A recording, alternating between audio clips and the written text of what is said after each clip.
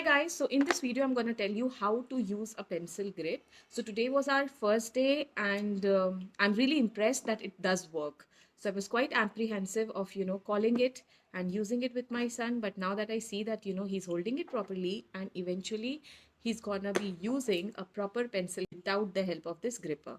So how do we use it? We put it in this slot, we push it hard. It's made out of silicon.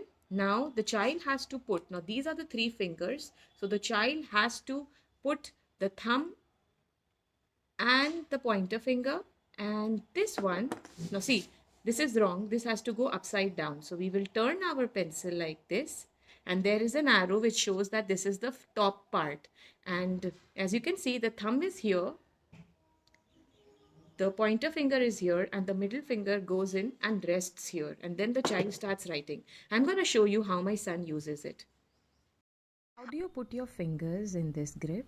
All right, use the first three fingers. So place the thumb in the slot, place your pointer finger and your middle finger, and now start drawing circles here.